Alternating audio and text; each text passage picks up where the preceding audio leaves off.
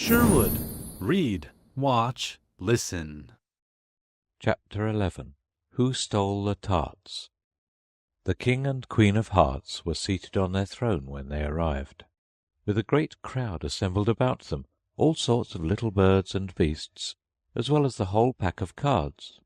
The knave was standing before them in chains, with a soldier on each side to guard him, and near the king was the white rabbit, with a trumpet in one hand and a scroll of parchment in the other.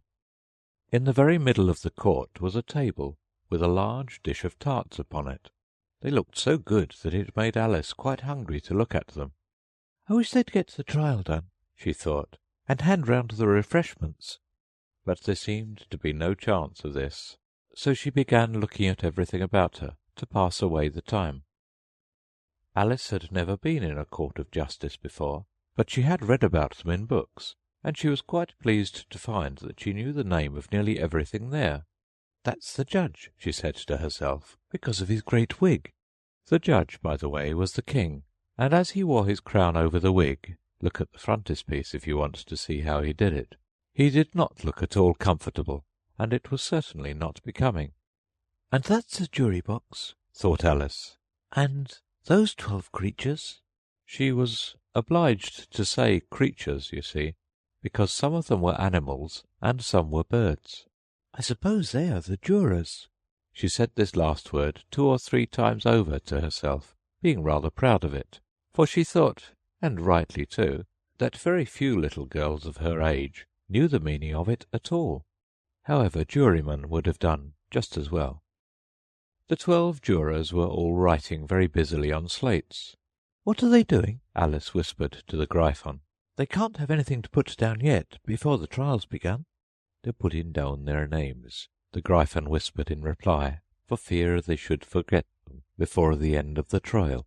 "Stupid things!" Alice began in a loud, indignant voice, but she stopped hastily, for the white rabbit cried out, "Silence in the court!" and the king put on his spectacles and looked anxiously round to make out who was talking. Alice could see, as well as if she were looking over their shoulders, that all the jurors were writing down "stupid things" on their slates, and she could even make out that one of them didn't know how to spell stupid, and that he had to ask his neighbour to tell him. "A nice muddle their slates'll be in before the trial's over," thought Alice. One of the jurors had a pencil that squeaked. This, of course, Alice could not stand, and she went round the court and got behind him, and very soon found an opportunity of taking it away. She did it so quickly that the poor little juror, it was Bill the lizard, could not make out at all what had become of it. So, after hunting all about for it, he was obliged to write with one finger for the rest of the day, and this was of very little use, as it left no mark on the slate. "Herald, read the accusation," said the king. On this the white rabbit blew 3 blasts on the trumpet, and then unrolled the parchment scroll and read as follows. "The Queen of Hearts, she made some tarts, all on a summer day. The Knave of Hearts, he stole those tarts, and took them quite away." "Consider your verdict," the king said to the jury. "Not yet, not yet," the rabbit hastily interrupted. "There's a great deal to come before that." "Call the first witness," said the king, and the white rabbit blew 3 blasts on the trumpet and called out, "First witness!" The first witness was the hatter. He came in with a teacup in one hand and a piece of bread and butter in the other. "I beg pardon, your majesty," he began, "for bringing these in, but I hadn't quite finished my tea when I was sent for." "You ought to have finished," said the king. "When did you begin?" The hatter looked at the March Hare, who had followed him into the court, arm in arm with the Dormouse. 14th of March, I think it was," he said. 15th, said the March Hare. 16th, added the Dormouse. "Write that down," the king said to the jury, and the jury eagerly wrote down all 3 dates on their slates, and then added them up and reduced the answer to shillings and pence. "Take off your hat," the king said to the hatter. "It isn't mine," said the hatter. "Stolen!" the king exclaimed, turning to the jury, who instantly made a memorandum of the fact. "I keep them to sell," the hatter added as an explanation. "I've none of my own. I'm a hatter." Here the Queen put on her spectacles and began staring at the Hatter, who turned pale and fidgeted. "Give your evidence," said the King, "and don't be nervous, or I'll have you executed on the spot." This did not seem to encourage the witness at all.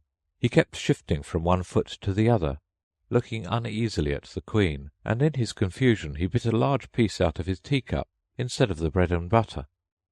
Just at this moment Alice felt a very curious sensation, which puzzled her a good deal, until she made out what it was. She was beginning to grow larger again, and she thought at first she would get up and leave the court, but on second thoughts she decided to remain where she was, as long as there was room for her. "I wish you wouldn't squeeze so," said the Dormouse, who was sitting next to her. "I can hardly breathe." "I can't help it," said Alice very meekly. "I'm growing." "You've no right to grow here," said the Dormouse. "Don't talk nonsense," said Alice more boldly. "You know you're growing too." "Yes, but I grow at a reasonable pace," said the Dormouse. "Not in that ridiculous fashion." And he got up very sulkily and crossed over to the other side of the court.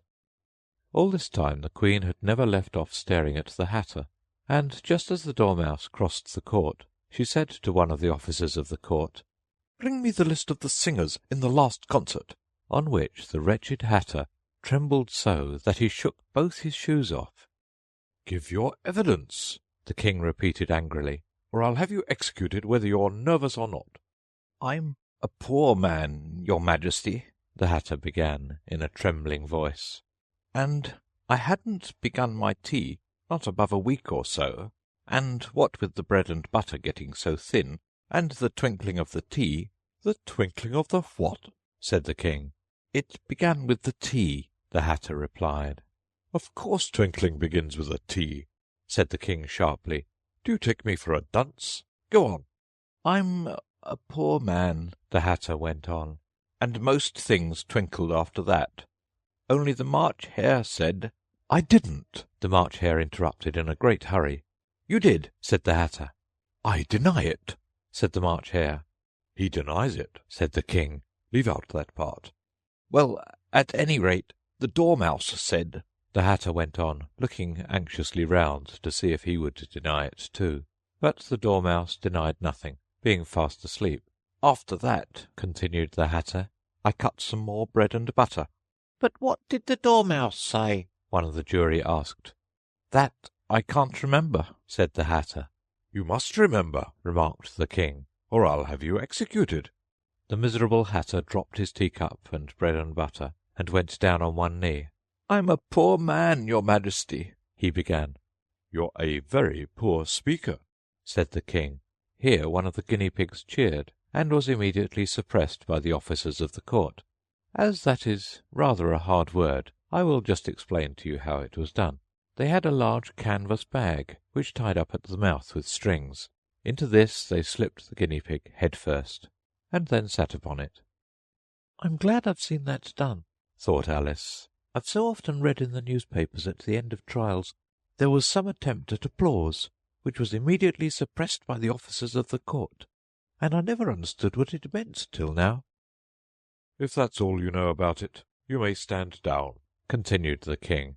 "I can't go no lower," said the Hatter. "I'm on the floor as it is." "Then you may sit down," the King replied.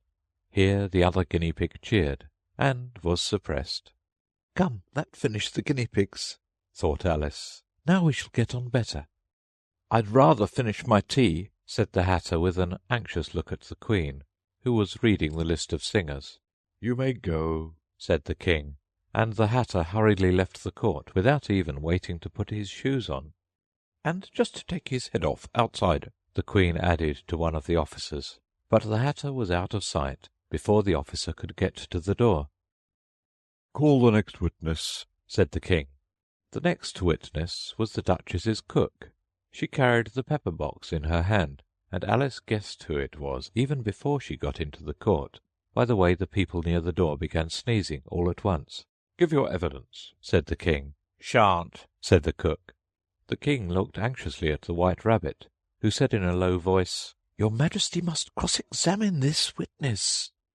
Well, if I must, I must. the king said with a melancholy air, and after folding his arms and frowning at the cook till his eyes were nearly out of sight, he said in a deep voice, What are tarts made of? Pepper mostly. said the cook. Treacle. Said a sleepy voice behind her. Collar that dormouse! The queen shrieked out.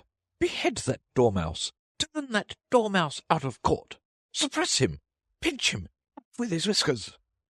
For some minutes the whole court was in confusion, getting the dormouse turned out, and by the time they had settled down again, the cook had disappeared. Never mind, said the king with an air of great relief, call the next witness. and he added in an undertone to the queen, Really, my dear, you must cross-examine the next witness. It quite makes my forehead ache. Alice watched the White Rabbit as he fumbled over the list, feeling very curious to see what the next witness would be like. For they haven't got much evidence yet, she said to herself. Imagine her surprise when the White Rabbit read out at the top of his shrill little voice the name Alice! Thanks for watching Sherwood. Scan the QR code to download our free app. Subscribe for unlimited access to books, audiobooks, podcasts, movies, and shows. See you next time.